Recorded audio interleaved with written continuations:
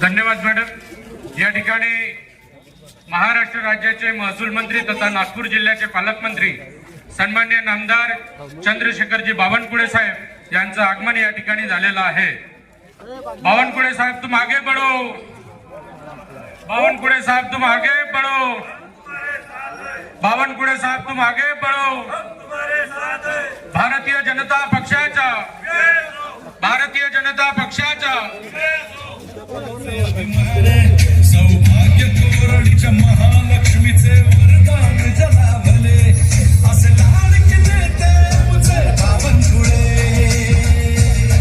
असे लाडके नेते या ठिकाणी बावनकुळे। आपल्या महाराष्ट्र राज्याचे महसूल मंत्री तथा नागपूर अमरावती जिल्ह्याचे पालकमंत्री माननीय नामदार चंद्रशेखरजी बावनकुळे साहेब यांचं या ठिकाणी आगमन झालेलं आहे। असे लाडके त्यांच्या सोबतीला या ठिकाणी असे लाडके नेते आमचे बावनकुळे। त्याचप्रमाणे कामठी मोदा विधानसभा क्षेत्राचे माजी आमदार सन्माननीय टेकचंदजी सावरकर साहेब यांचं सुद्धा या ठिकाणी आगमन झालेलं आहे। उपस्थित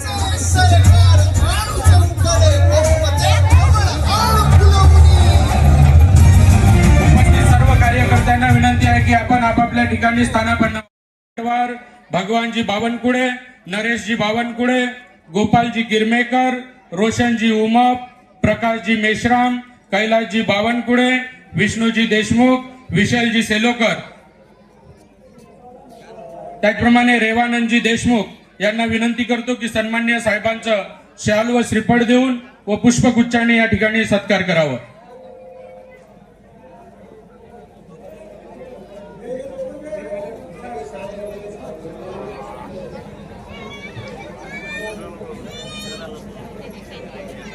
सर्वांनी एकदा साहेबांच्या टाळ्याच्या गडगडाटमध्ये सर्वांनी एकदा साहेबांचं स्वागत करावं हीच विनंती।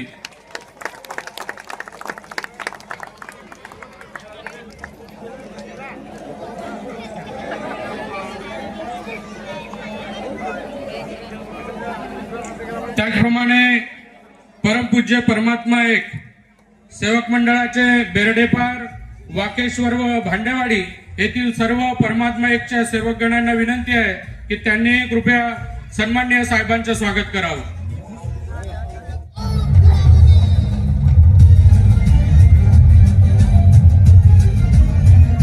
त्याचप्रमाणे अरोली कोदामिंडी जिल्हा परिषद सर्कल अंतर्गत सर्व सरपंच या ठिकाणी सन्माननीय साहेबांचे स्वागत करतील अशी मी त्यांना विनंती करतो। त्याचप्रमाणे माजी मंत्री सन्मान्य राजकुमारजी बडोले साहेब अशी मी त्यांना विनंती करतो।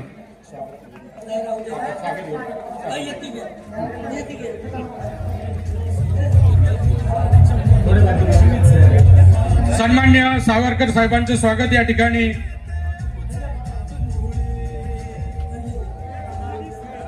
रामश्रीजी गजभिये, विनोदजी गबने, विनोदजी कारेमोरे व निलेशजी बावनकुळे हे करतील अशी मी त्यांना विनंती करतो। यानंतर सन्मान्य कामठी मोदा विधानसभा क्षेत्राचे माजी आमदार सन्मान्य टेकचंदजी सावरकर साहेब हे आपल्याला मार्गदर्शन करतील अशी मी त्यांना विनंती करतो। आज अरोली कोदामिंडी या जिल्हा परिषद क्षेत्रामध्ये भारतीय जनता पक्ष संवाद मेळावा या ठिकाणी आयोजित केलेला आहे। या संवाद मेळाव्याला आपले सर्वांचे लाडके नेते माननीय या राज्याचे महसूल मंत्री, आपले सर्वांचे लाडके नेते चंद्रशेखरजी बावनकुळे साहेब आपल्यामध्ये आलेले आहेत। मी त्यांचे या कार्यक्रमाला खूप खूप स्वागत करतो। मंचावरील माझे सर्व सहकारी, बंधू भगिनी आणि सर्व सरपंच मंडळी, या कार्यक्रमात उपस्थित भारतीय जनता पक्षाचे सैनिक, ज्यांच्या भरोश्यावर अनेक निवडणुका आपण लढलो आणि जिंकलो सुद्धा. असे सर्व कार्यकर्ता बंधू आणि भगिनी, आपल्याला माहिती आहे की या राज्यामध्ये आपली सरकार आहे, केंद्रामध्ये मोदीजीची सरकार आहे आणि आपले आमदार या राज्याचे महसूल मंत्री आहे. असे असताना नागपूरची जिल्हा परिषद आपली नव्हती. 5 वर्ष आपले सारे सरपंच, सारे पदाधिकारी जे जिल्हा परिषद मेंबर होते भाजपचे, यांना माहिती आहे. याच्या पूर्वी निशा सावरकर अध्यक्ष होत्या. या सरपंच जिल्हा परिषद मेंबरनी दोनही कार्यकाळ पहा.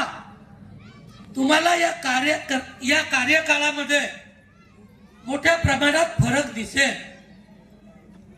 भारतीय जनता पार्टीचा कुठलाही कार्यकर्ता कोणत्याही पदावर असो, त्याच्या डोक्यात विकास आणि विकास याच्या व्यतिरिक्त काही नाही आहे. आज आपल्याजवळ महाराष्ट्राच्या 2 नंबरच्या व्यक्तिमत्व बावनकुळे साहेब आहेत. आपल्यासारखे तर भाग्यवान या राज्यात नाही आहे की बावनकुळे साहेबांसारखा नेता आज आपल्या जवळ आहे. कोदामेळ्याला नेहमी येतात. गर्दव या ठिकाणी देवी आहे. सतत या देवीच्या मंदिर सुंदर झाला पाहिजे. हा एकच गाव नाही आहे. ज्या गावाला जातात त्या गावातले विकासाचे काम तुम्ही कमी सांगत असाल. साहेब आम्हाला विचारतात की त्याच्यासाठी यावेळेला पैसे नाही मागितले. अशा प्रकारचा नेता पाहून मिळणार नाही. आणि म्हणून यावेळेला नागपूरची जिल्हा परिषद ही कोण्या पार्टीची आली पाहिजे? हा 2 लोकांना म्हणलं येते का निवडून? कोण्या पार्टीची आली पाहिजे?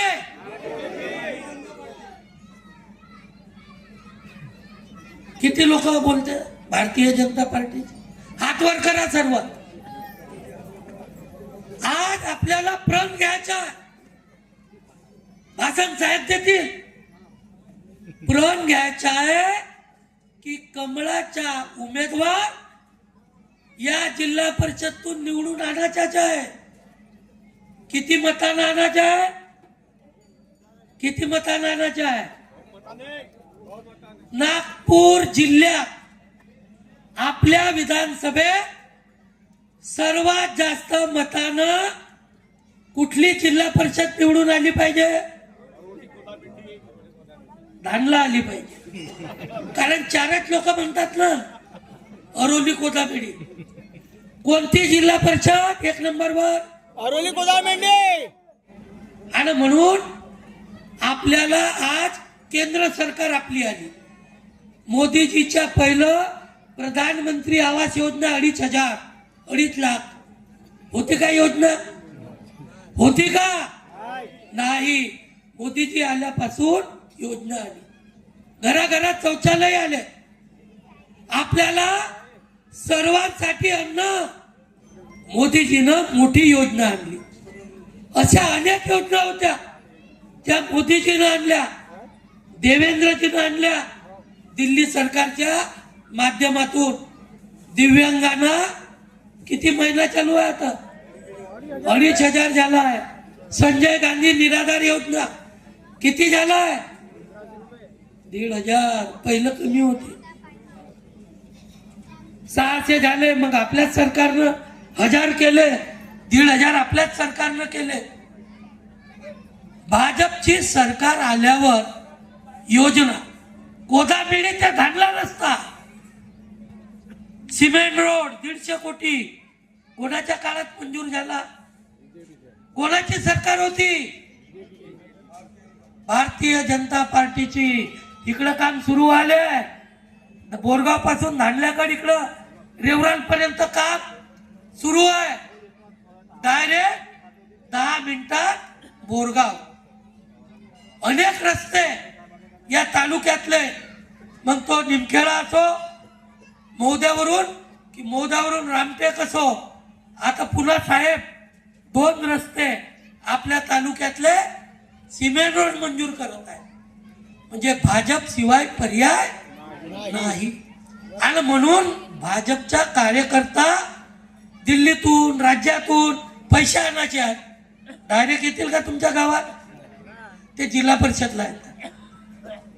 हटवार वहिनी होत्या तेव्हा कार्यकाळ कसा होता आपला?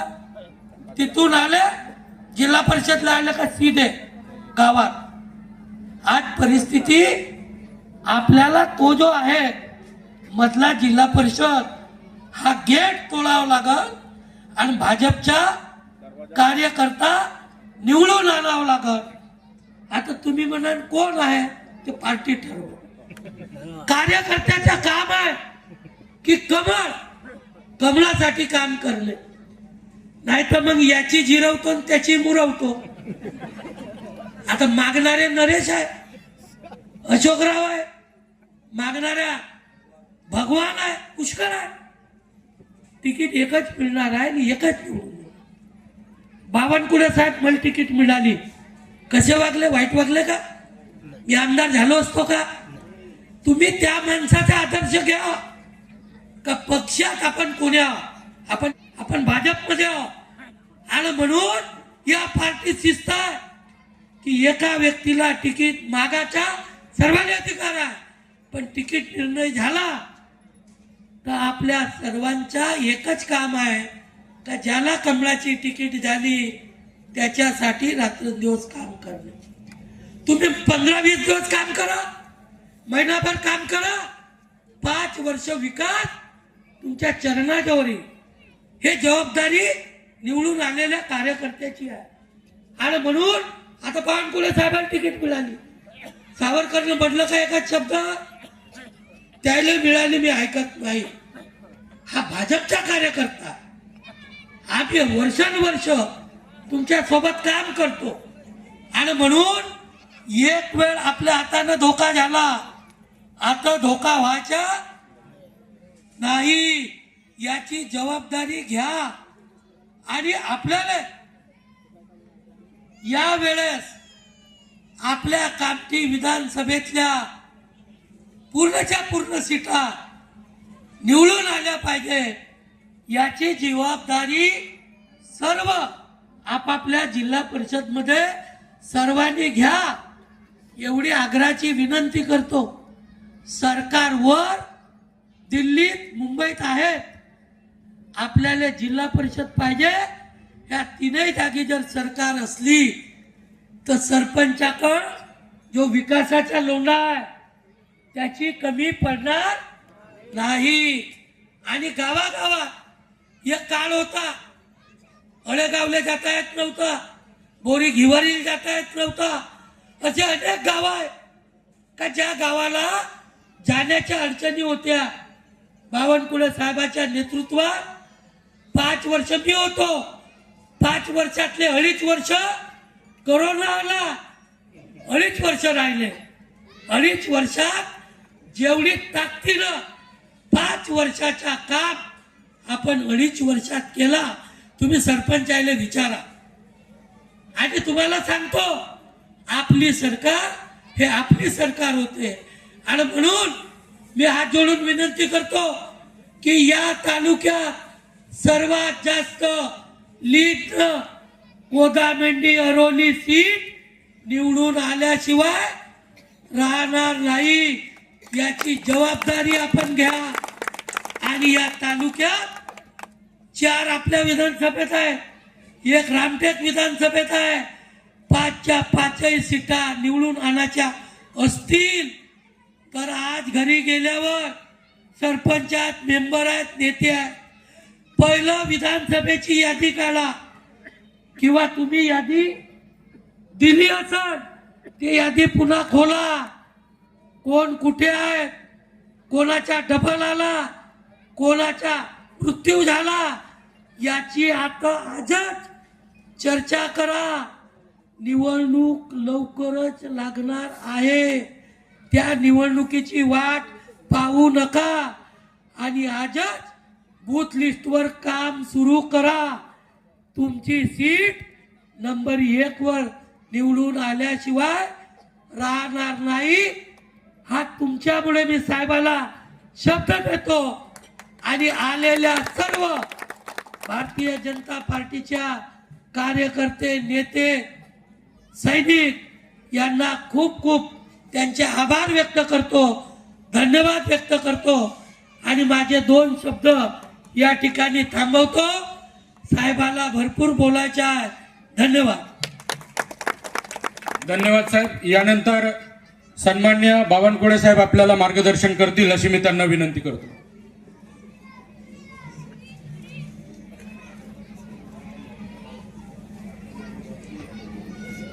रयतेचे राजे छत्रपती शिवाजी महाराज यांना मानाचा मुजरा करतो. सामाजिक समतेचे शिल्पकार डॉक्टर बाबासाहेब आंबेडकर यांना मानवंदना अर्पण करतो. या कार्यक्रमाला उपस्थित भारतीय जनता पक्षाचे नेते आणि माजी आमदार टेकचंद सावरकरजी, आमच्या वहिनी निशाताई सावरकरजी, सदानंद निमकरजी, मुकेश अग्रवालजी, नरेश मोटगरेजी, कैलास बरबटेजी, अशोकराव हटवार, भगवानजी बावनकुळे, नरेशजी बावनकुळे, गोपालजी गिरमेकर, रोशनजी उमप, विष्णूजी देशमुख, अमितजी तिल्लीखेडे, रेवानंदजी देशमुख, राजूजी यादव, अमोलजी नरोले, सुरेंद्रजी बाबरे, जगन्नाथजी गायधने, रामश्री गजबिये, संदीपजी सेंगर, पंकजजी हरोडे, दामोदरजी वगारे, संदीपजी गजबिये, चंद्रशेखरजी जाधव, राधाताई अग्रवाल, धनराजजी मनगटे, पांडुरंगजी सेलोकर, विशालजी सेलोकर, नेकसिंह गैरवाल, विनोदजी टाकळखेडे, रामेश्वरजी लिचडे, प्रशांतजी देवतारे, शेखरजी सेंगर, विनोदजी गबने, विनोदजी कारमोरे, रामपालजी धांडे, मंदाताई राखडे, निशाताई चाफले, मंगलाताई देशमुख, गायत्रीताई बादोले, अंकितजी वाडी बसमे, प्रकाशजी मेश्राम, कैलासजी बावनकुळे, राजूजी यादव, अनिताताई हटवार, शकुंतलाताई हटवार, रुपालीताई ठाकरे, कोमलताई खडसे, आनंदजी लेंडे, खेमराजजी चापले, सदानंदजी मेश्राम. या ठिकाणी समोर अनेक मान्यवर बसलेले आहेत. त्यांची नावं घेऊ शकलो नाही, त्याबद्दल क्षमा करावी. खरं तर आज रविवार असल्यामुळं मोठ्या प्रमाणावर आज कार्यकर्ते आणि मोठ्या प्रमाणावर कार्यक्रम असतात. त्यामुळं मी 3 वाजताच येणार होतो, पण उशीर झाला, त्याबद्दल क्षमा मागतो. आज या व्यासपीठावर अनेक नेत्यांनी या ठिकाणी मार्गदर्शन केलं. खरं तर ही जी संवाद बैठक आहे, प्रत्येक 5 वर्षांनी लागणाऱ्या निवडणुकीमध्ये आपल्या सर्वांना एकत्र यावं लागतं. मागच्या वर्षी 2 निवडणुका झाल्या. मोदीजींच्या निवडणुकीमध्ये आपला खासदार आपण पराभूत झाला, काँग्रेस निवडून आली आणि मग माझी निवडणूक आली. माझ्या निवडणुकीमध्ये आपल्या सर्व कार्यकर्त्यांनी प्रचंड मेहनत केली आणि मला तुम्हाला सर्वांना आभार मानायचे आहे की वरच्या आणि खालच्या सर्व नेत्यांनी आपापल्या गावामध्ये, मी जास्त वेळ प्रचारात नसताना, मी संपूर्ण पक्षाचा अध्यक्ष म्हणून महाराष्ट्रात फिरत असताना आपलं सरकार महाराष्ट्रात आणावं, आपल्या सरकारच्या माध्यमातून समाजाच्या शेवटच्या गरीब माणसाच्या कल्याणाच्या योजनेच्या माध्यमातून या ठिकाणी आपण काम करावं. याकरता आपलं सरकार महत्वाचं होतं आणि म्हणून या ठिकाणी मी जास्त वेळ कोदामेंढी सर्कलला, मौदा तालुक्याला जास्त वेळ दिला नाही. 2च दिवस मी फक्त प्रचाराला आलो, तरी आपल्या अरोली कोदामेंढी सर्कलमध्ये या ठिकाणी 7,600 मतं कमळाला मिळाले आणि काँग्रेसला या ठिकाणी 4,000 मतं मिळाले. 3,500च्या वर मतांनी भारतीय जनता पार्टीचा विजय हा कोदामेंढी सर्कलला झाला. खऱ्या अर्थाने याचे शिल्पकार आपण लोक आहात. आज बघा, महाराष्ट्रामध्ये आपलं सरकार आलं. महाराष्ट्राच्या इतिहासामधलं सर्वात मोठं बहुमत आपल्या सरकारला मिळालं. 1 मे 1960 ला महाराष्ट्राचं गठन झालं. तेव्हापासून आतापर्यंत इतिहास महाराष्ट्राचा बघितला तर महाराष्ट्रातल्या 288 विधानसभा 288 आमदारामध्ये कधीही कोणत्याही सरकारला 237 आमदाराचं सरकार बनलं नाही. इतक्या मोठ्या बहुमताचं सरकार आपलं आलं. 3,18,00,000 मतं भारतीय जनता पार्टी आणि आपल्या महायुतीला मिळाले. 2,18,00,000 मतं काँग्रेस महाविकास आघाडीला मिळाले. 1 कोटी मतांनी सरकार निवडून आलं. आणि या 1 कोटी मतांनी जे आपल्याला जास्त मतदान झालं, आज महाराष्ट्रामध्ये देवेंद्र फडणवीसचं सरकार या ठिकाणी आलं. तुमच्या सर्वांच्या आशीर्वादाने देवेंद्र फडणवीसजींनी मला महत्वाची जबाबदारी दिली. मी आता मंत्री आहे.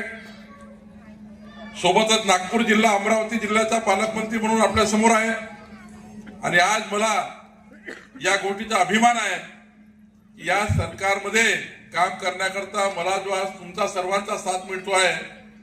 आणि म्हणूनच या ठिकाणी महाराष्ट्राच्या महसूल खात्यामध्ये महत्वाचे निर्णय आपण घेतोय. आज बघा, आपण महत्वाचा निर्णय घेतला. आज महाराष्ट्रामध्ये मुख्यमंत्री बळीराजा पांधन रस्ते योजना आपण आणतो आहे. आणि या 4 वर्षामध्ये कोदामडी सर्कलचा एकही पांधन रस्ता आपण शिल्लक ठेवणार नाही, असा निर्णय आपलं सरकार त्या ठिकाणी घेत आहे. आपल्या सरकारने निर्णय घेतलाय की आपल्या लाडक्या बहिणीला प्रत्येक वर्षी 36,000 कोटी रुपये सरकारला 2.5 कोटी लाडक्या बहिणीला लागणार आहे. पण आपण शब्द दिला होता की आपलं सरकार आलं तर लाडक्या बहिणीची योजना चालू ठेवू. आपलं सरकार पुढचे 5 वर्ष आमच्या लाडक्या बहिणीची योजना चालू ठेवून पुढे ती योजना आम्ही वाढवणार आहोत. आपला शब्द दिला होता की कमळाला 1 मत द्या. शेतकऱ्यांच्या शेतातला विजेचा पंप यावर 27,000 कोटी रुपयाची थकबाकी होती. जे शेतकऱ्यांनी 27,000 कोटी रुपयाचं बिल भरलं नाही, जुने सर्व बिल माफ करून पुढचे 5 वर्ष 1 रुपयाचं विजेचं बिल शेतकऱ्याला येणार नाही, हा निर्णय आपल्या सरकारने घेतला. तुमचं 1 कमळाचं मत बघा किती महत्वाचं आहे. आपल्या सरकारने निर्णय घेतला की या राज्याचे जे गरीब शेतकरी आहे, मध्यमवर्गीय शेतकरी आहे, मी धनदांड्या शेतकऱ्याची गोष्ट करत नाही. ते इन्कम टॅक्स भरतात, 4 व्हीलर गाडी आहे, बंगला आहे, गाडी आहे, घोडा आहे, शेतामध्ये फार्म हाऊस आहे. त्या मोठ्या शेतकऱ्याला गरज नाही. पण 40 वर्ष शेतकरी राबतो आहे, पण त्याचं कर्ज त्या ठिकाणी कमी होत नाही. एकीकडे शेतकऱ्याचं कर्ज माफ झालं पाहिजे, हा निर्णय आपलं सरकार करणार आहे. आणि सोबतच यानंतर शेतकरी कर्जबाजारी होणार नाही, याकरताची महत्वाची उपाययोजना आपलं सरकार करणार आहे. आणि खऱ्या अर्थाने एक परिवर्तनाचं काम आपलं सरकार आणणार आहे. बंधू भगिनींनो, आज मला या ठिकाणी जबाबदारी मिळाली महसूल मंत्री म्हणून. महसूल मंत्री म्हणजे तुमच्या मालमत्तेचं रक्षण करण्याची जबाबदारी आपली आहे. या राज्यातल्या सर्व सरकारी जागेवर जे जे लोक बसले आहे त्या सर्वांना पट्टे वाटप करण्याचा निर्णय आपलं सरकारने केला आहे. आणि या राज्यातला एकही पट्टा वाटप शिल्लक राहणार नाही, कोदामडी सर्कलचा एकही पट्टा शिल्लक राहणार नाही, हाही निर्णय आपल्या सरकारने केला. परवा माननीय देवेंद्रजीने हे जेवढे कॅनल आहे, या कॅनलला खराब झाले आहेत, अर्ध पाणी नदीला वाहून जातं, नाल्याला वाहून जातं. आता 1700 कोटी रुपये देऊन आपले सर्व कॅनल कॉन्क्रीटचे करण्याचा निर्णय, नवीन बांधण्याचा निर्णय आपल्या सरकारने केला. जेणेकरून पुढच्या काळामध्ये नदी नाल्याला पाहून जाणार नाही, पाणी वाहून जाणार नाही, याची काळजी आपलं सरकार घेणार आहे. आपल्या सरकारने निर्णय केला की शाळेच्या मुलांना त्यांना जे दाखले लागतात त्याला 500 रुपयाचा स्टॅम्प लागत होता. आता आपल्या सरकारने 500 रुपयाचा स्टॅम्प हटवला. आता 1ही रुपयाचा स्टॅम्प शाळेच्या विद्यार्थ्यांना लागणार नाही, हा निर्णय आपल्या सरकारने घेतला. बंधू भगिनींनो, अत्यंत महत्वाचे 35 निर्णय जे समाजाच्या शेवटच्या गरीब माणसाच्या कल्याणाचे आपण घेतले. आणि पुढच्या काळात अनेक निर्णय आपण करणार आहोत. जिल्हा परिषदच्या निवडणुकीमध्ये मोदी सरकारच्या देवेंद्र फडणवीस सरकारच्या आणि मोदी आज आपलं सरकार केंद्रामध्ये आहे. जरी आपला खासदार हरला पण देशामध्ये मोदीजींना प्रचंड बहुमत मिळालं. आपल्या देशाचे पंतप्रधान मोदीजींनी 55 योजना जिल्हा परिषदच्या माध्यमातून चालतात. त्या योजना कुदामिडी सर्कलच्या प्रत्येक गावात पोहोचवण्याकरता बंधू भगिनी ही निवडणूक आहे. देवेंद्र फडणवीस सरकारच्या 48 योजना म्हणजे महाराष्ट्र सरकारच्या 48 योजना ज्या जिल्हा परिषदच्या माध्यमातून अरोली, कुदामिडी, भांडेवाडीमध्ये येणार आहे, या योजनाची निवडणूक आहे. पालकमंत्री म्हणून माझ्याकडे असलेल्या 22 योजना या ठिकाणी सिरसोलीपर्यंत जाण्याकरता ही निवडणूक आहे. बंधू भगिनींनो, या निवडणुकीमध्ये एक कमळाचं मत मोदीजींच्या सरकारला आपल्या घरी आणणारं मत आहे. आणि म्हणून मी या ठिकाणी विनंती करतो की येणाऱ्या निवडणुकीमध्ये खऱ्या अर्थाने आपला जिल्हा परिषद मेंबर निवडून आणणे म्हणजे 125 योजना, छोट्या मोठ्या गावाच्या गल्ली बोळ्यातल्या सर्व योजना, म्हणजे आता दलित वस्तीच्या 22 योजना असतील, शेड्यूल ट्राईबच्या योजना असतील, ओबीसीच्या योजना असतील, या सर्व योजना जिल्हा परिषद मेंबरच्या माध्यमातून येणार आहे. आज बघा, आपलं सरकार देशामध्ये आलं, महाराष्ट्रामध्ये आलं, डबल इंजिन सरकार महाराष्ट्र देशामध्ये आहे आणि या सरकारच्या सर्व योजनेच्या माध्यमातून आपल्याला पुढे जायचं आहे. परवा आम्ही निर्णय घेतला, ज्या महिला बचत गट आहे 10 महिलांचा एक बचत गट तयार केला.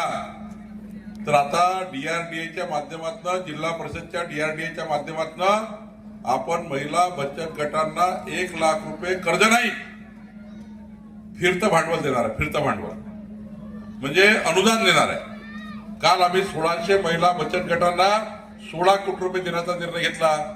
प्रत्येक वर्षी 2000 महिला बचत गट, 5 वर्षात 10,000 महिला बचत गट, आपल्या कामठी विधानसभेमध्ये 1000 महिला बचत गट यांना 1 लाख रुपये देऊन त्या महिलांना स्वयंरोजगार देण्याचा निर्णय आता आपल्या सरकारने घेतला. आणि प्रत्येक 5 वर्षामध्ये आपण या ठिकाणी 1 लाख महिला भगिनींना रोजगारात निर्मिती करण्याचं साधन आपल्या कुदामिडी सर्कलला या ठिकाणी करायचं आहे. मी भगवान बावनकुळे आणि व्यासपीठावर सर्वांना विनंती करतो, प्रत्येक गावातले 2 महिला बचत गट, कुदामिडीमध्ये जास्त असतील, अरोलीमध्ये जास्त असतील, तर आपल्याला प्रत्येक गावातल्या 2 महिला बचत गटांना 1 लाख रुपये देण्याची योजना, प्रत्येक महिला बचत गटाला 1 लाख रुपये देण्याची योजना आपण करतो आहे. हे कशा करता आहे? रोजगार निर्मिती झाली पाहिजे. आज या ठिकाणी धानाची फसल मागच्या 15 दिवसापूर्वी पावसामुळे झोपून गेली, धानाचं नुकसान झालं. आपल्या सरकारने निर्णय घेतला की धानाचं जेवढं नुकसान झालं असेल त्या सर्वांचा पंचनामा करून त्या सर्व धानाचं नुकसान झालेल्या लोकांना नुकसान भरपाई देण्याचा निर्णय आपल्या सरकारने केला. आणि एवढंच नाही तर पुढच्या काळामध्ये धानाचा बोनस देण्याचा निर्णय आपल्या सरकारने केला. आता पुढच्या काळामध्ये खऱ्या अर्थाने मागच्याही काळात बोनस दिला, पुढच्याही काळात बोनस देणार आहोत. या सर्कलमध्ये जे सरपंच बसलेले आहेत, प्रत्येक ग्रामपंचायतमध्ये एक परमात्मा भवन बांधण्याचा निर्णय आपलं सरकार करणार आहे. एक व्यसन मुक्तीचं केंद्र त्या ठिकाणी बांधण्याचा निर्णय आपण करतोय. या ठिकाणी मी पालकमंत्री असल्यामुळे या पेनामध्ये जो अधिकार मला प्राप्त आहे 1200 कोटी रुपये वाटप करण्याचा निर्णय करण्याचा अधिकार माननीय देवेंद्र फडणवीसजींनी आपल्याला दिला आहे. या सर्कलमध्ये 15 सरपंच आहेत, 7 त्या ठिकाणी अरुली सर्कलला आहे, 8 या कुदामिडी सर्कलला आहे. मी सर्व सरपंचाला सांगणार आहे, आपला जिल्हा परिषदची निवडणुकीमध्ये आपला जिल्हा परिषद मेंबर निवडून आल्या 25 लाख रुपये प्रत्येक ग्रामपंचायतला वेगळे देण्याचा निर्णय आपण करणार आहोत. 25 लाख रुपये प्रत्येक ग्रामपंचायतला विकास निधी, आणि अरोलीमध्ये 50 लाख रुपये, कुदामिडीमध्ये 50 लाख रुपये.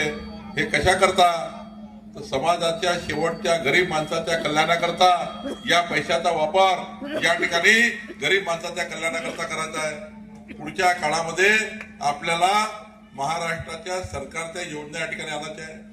जेवढे समाज मंदिर असतील, जेवढे त्या ठिकाणी समाजाचे वेगवेगळे समाज मंदिर असतील, त्या सर्व समाज मंदिराला या ठिकाणी वेगळा पैसा देण्याचा निर्णय आपण करतोय.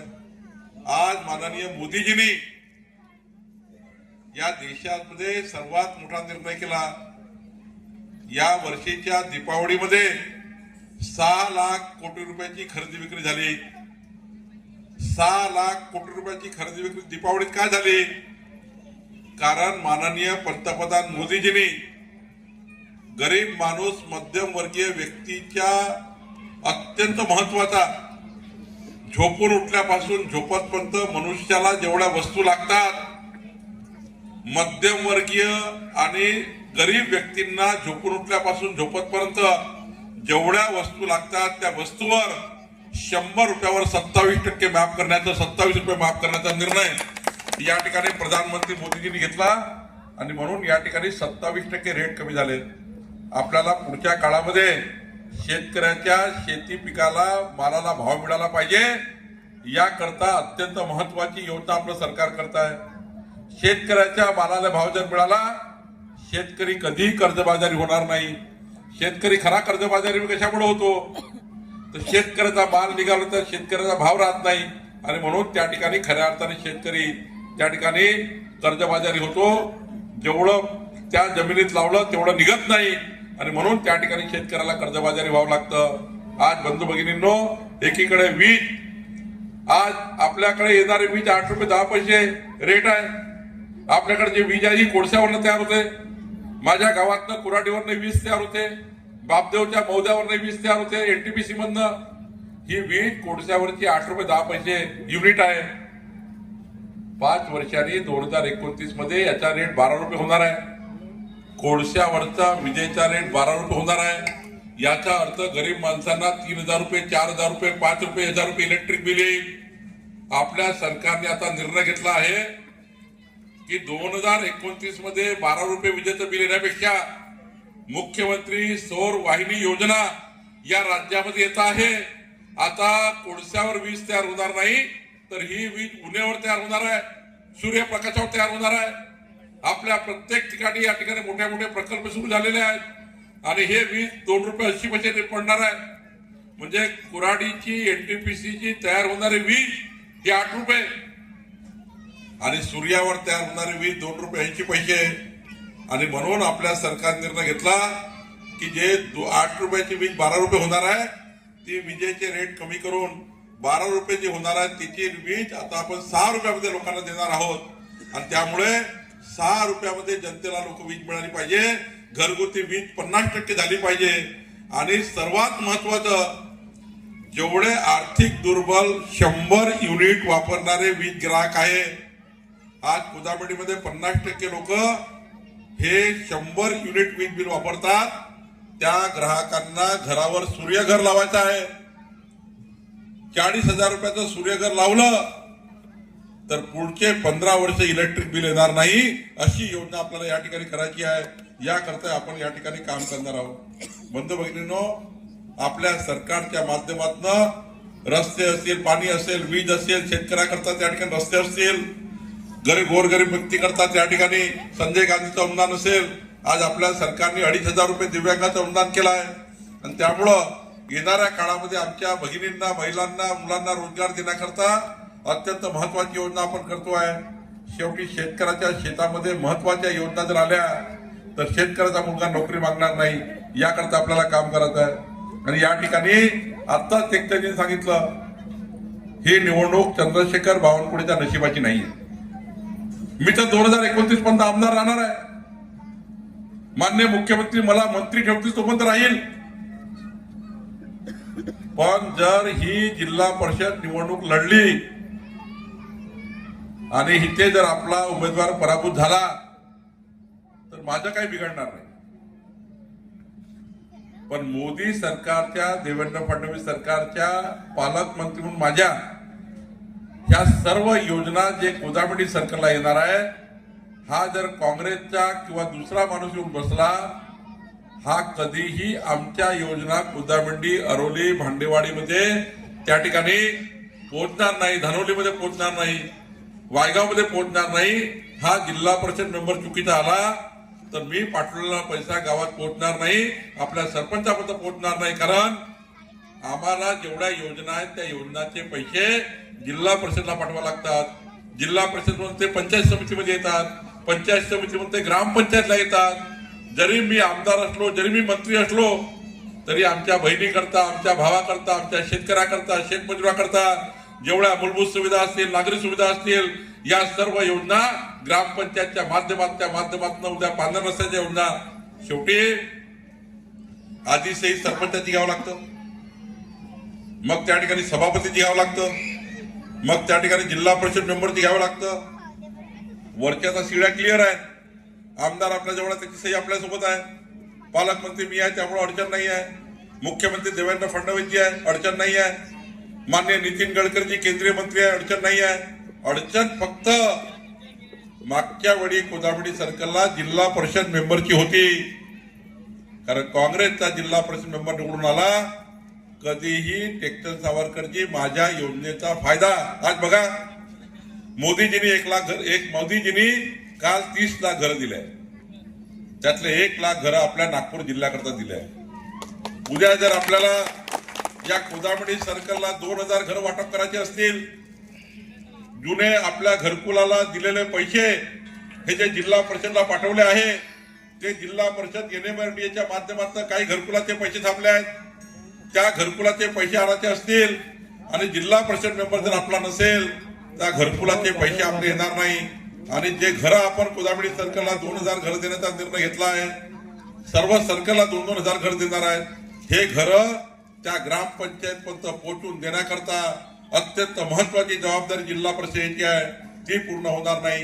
एकंदरीत तात्पर्य असं आहे, महाराष्ट्रातल्या सरकारच्या सर्व योजना आम्हाला जिल्हा परिषद मध्येच पाठवा लागतात. उद्या या ठिकाणी एखाद्या नाल्यावर बंधारा बांधायचा आहे, एखाद्या नाल्यावर त्या ठिकाणी ब्रिज कम बंधारा बांधायचा आहे, या ठिकाणी नाल्याचं सरळीकरण करायचं आहे, गावामध्ये पूर्ण याचं म्हणून पूर्ण नियंत्रण भिंत बांधायची आहे, मूलभूत सुविधेच्या माध्यमातून स्मशानभूमी बांधायची आहे, ग्रामपंचायत भवन बांधायचं आहे. या सर्व योजनेच्या माध्यमातून आपल्याला जर कोदामडी सर्कलला पुढे न्यायचं आहे तर आपल्याला जिल्हा परिषद मेंबर आपला लागेल. मला समजलं का तुम्हाला माझं म्हणणं? कोण लागेल? चंद्रशेखर बावनकुळेच्या पेनाची पूर्ण ताकद वापरायची असेल, माझं मंत्रीपद पूर्ण वापरायचं असेल, माननीय मुख्यमंत्री महोदयांच्या योजनेच्या माध्यमातून आपल्याला कोदामडी सर्कलला जावं लागतील तर कोण लागेल? अरे जोरात सांगा, कोण लागेल? आणि समजा जर जिल्हा परिषद मेंबर आपला नाही आला तर वांग्याचं तेल वड्यावर, वड्याचं तेल वांग्यावर, आणि हा मेंबर आपल्या योजना पूर्ण वाया घालवल्याशिवाय राहणार. आता राहिला प्रश्न, टेक्चनजी तुम्ही खरं आहे, कोणाला तिकीट द्यायची?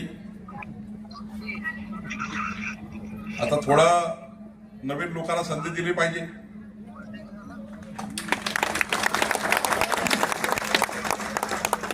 खरं तर आता मी ही तिकीट काही टेक्चनची माझ्या हातात नाही आहे. आम्ही ठरवलं आहे या कोदामडी सर्कलच्या जवळपास 5000 घरी आमचं सर्वेक्षण सुरू आहे. कोदामडी सर्कलच्या जनतेला कोणाला तिकीट द्यायची आहे हे ठरवण्याचा अधिकार दिला आणि सर्वेच्या माध्यमातून ज्याचं नाव येईल त्यालाच तिकीट मिळणार आहे. त्यामुळं कोणत्याही परिस्थितीमध्ये या ठिकाणी योग्य उमेदवाराला आपण तिकीट देऊ. मी आशिष जयस्वालशी काल बोललो आहे, त्यांनाही सांगितलं आहे मागच्या वेळी भाजपा वेगळी लढली, शिवसेना वेगळी लढली आणि दोनही लढल्यामुळं या ठिकाणी काँग्रेसचा जिल्हा परिषद मेंबर विजयी झाला. जेव्हा भाजपा शिवसेनेचे मत विधानसभेला युती आहे, मी असताना युती होती, शिवसेना वेगळी लढली नाही.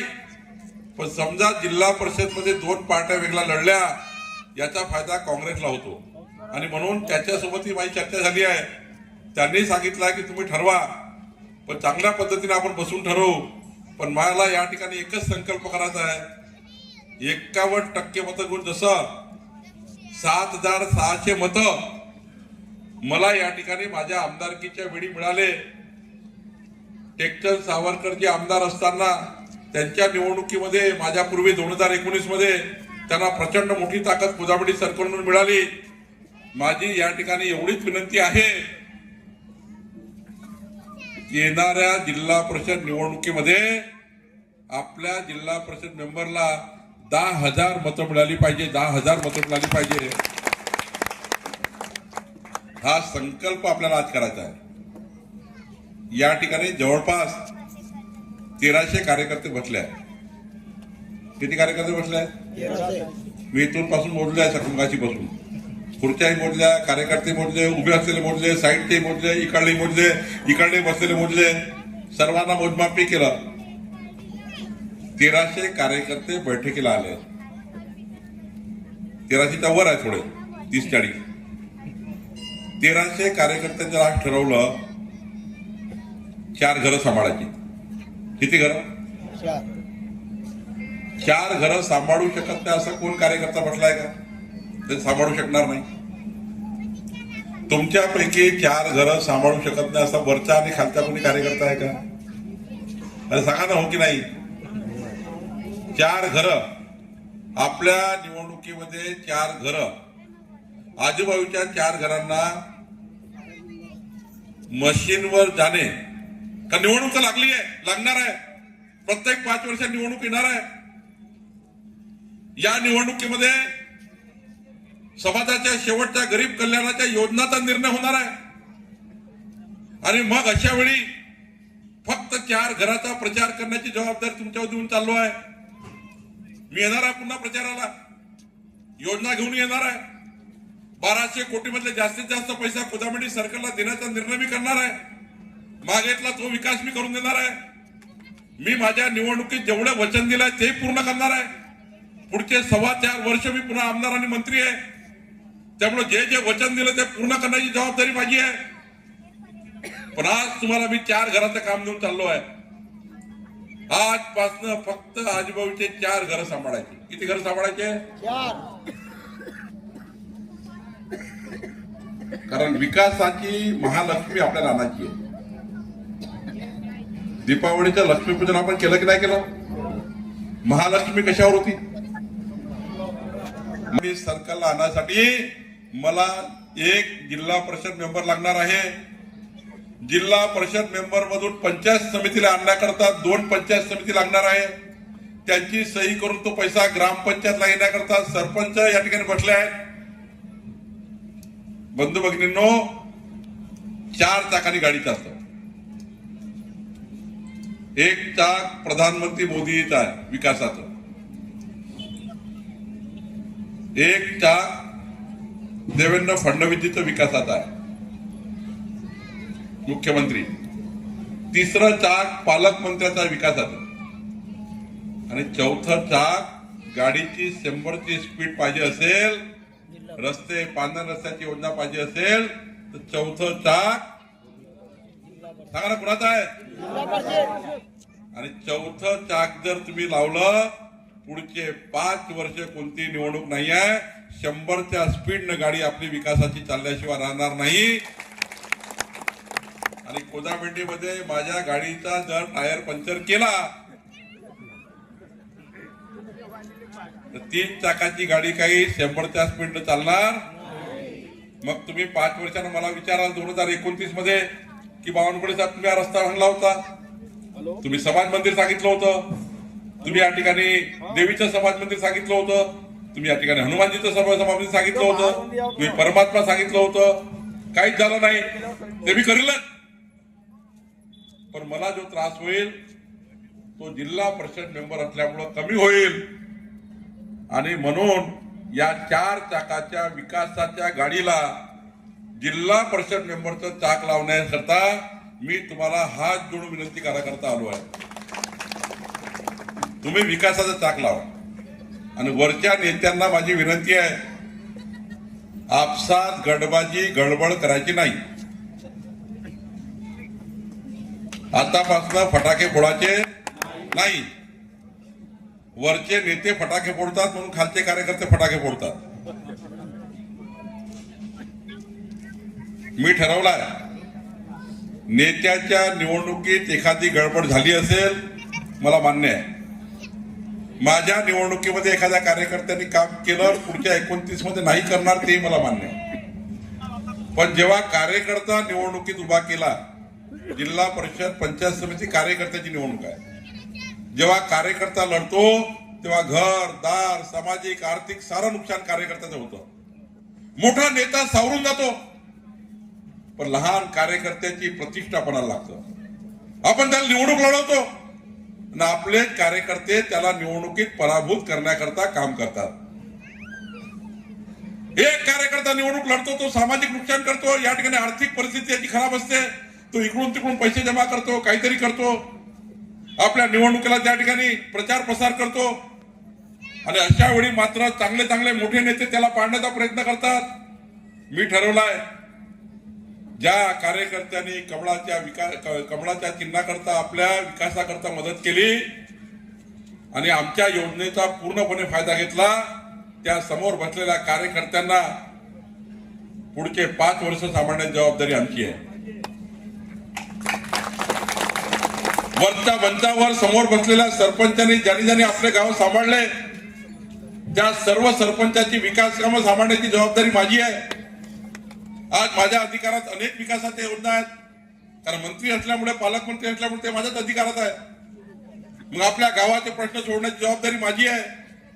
आणि मग अशा वेळी जेव्हा कार्यकर्त्याची इज्जत पणाला लागली, पक्षाची इज्जत पणाला लागली, तेव्हा मात्र आपले नेते गडबड करतात.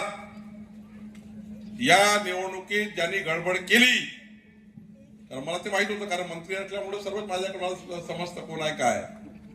या निवडणुकीमध्ये टेक्चरची कोणी गडबड केली, टेक्चर सावरकरजी असो की मी असो, 5 वर्ष आमचे दरवाजे बंद, 5 वर्ष आम्ही त्याला येऊ देणार नाही ज्यांनी गडबड केली. कारण पार्टी आपली आई आहे. आपण आईशी विश्वासघात करतो का? आईशी विश्वासघात करू शकतो का? त्यामुळं या ठिकाणी बसलेल्या सर्व नेत्यांना माझी विनंती आहे, तिकीट कोणाला मिळेल हा प्रश्न नाही आहे, कोण उभा राहिले महत्वाचा प्रश्न नाही आहे. आज ज्या विजयाच्या संकल्पाकरता, विकासाच्या संकल्पाकरता आपण विचार करतोय, एकीकडे पंतप्रधान नरेंद्र मोदीजींनी 2047चा विकसित भारत, जगातला सर्वोत्तम भारत, जगातला विकसित भारताचं डिझाईन तयार केलाय. माननीय मुख्यमंत्री देवेंद्र फडणवीसजींनी विकसित महाराष्ट्र 2047चं विजन तयार केलंय.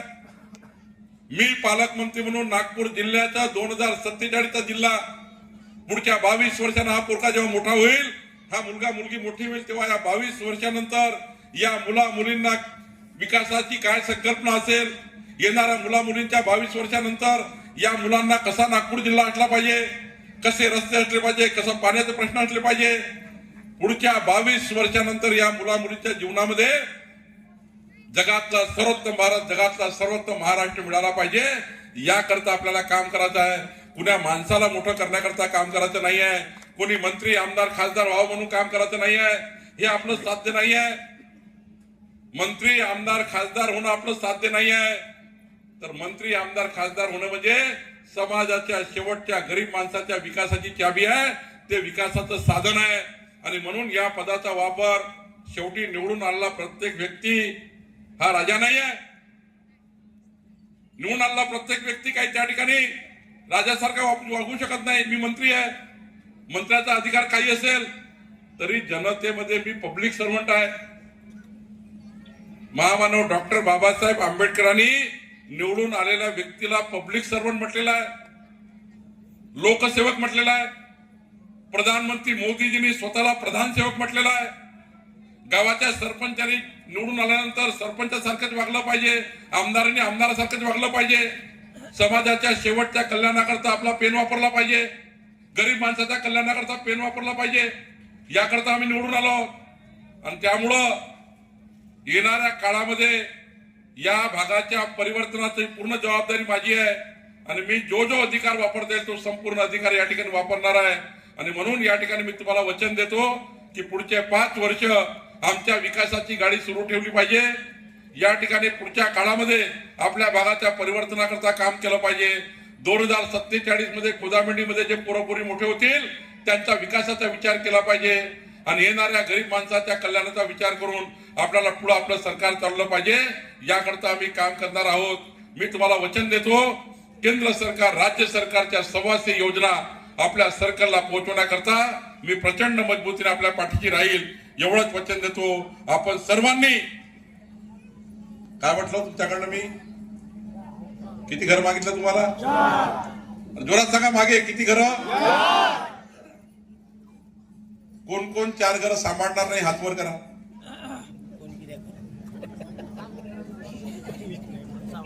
4 घरं सांभाळणार नाही असं कोणी आहे का? सर्व सांभाळणार आहे का? तुम्ही 4 घरं सांभाळले ना, 1300 गुणला 4 5200 घरं, 5200 घरं, 5200 घरं गुणला 4 मतं, 20,000 मतं, 20,000 मतं म्हणजे 10,000 विजय. तुम्ही 4 घरं सांभाळा, पुढचे 5 वर्ष तुम्हाला सांभाळण्याची जबाबदारी माझी आहे. काही काळजी करू नका. आजपासून आपण कामाला लागा आणि या प्रचंड मेळाव्याच्या माध्यमातून आपला जिल्हा परिषद मेंबर, पंचायत समिती निवडून आणा आणि विकासाचं स्वप्न आपण या ठिकाणी पूर्ण करा, एवढीच विनंती करतो. धन्यवाद.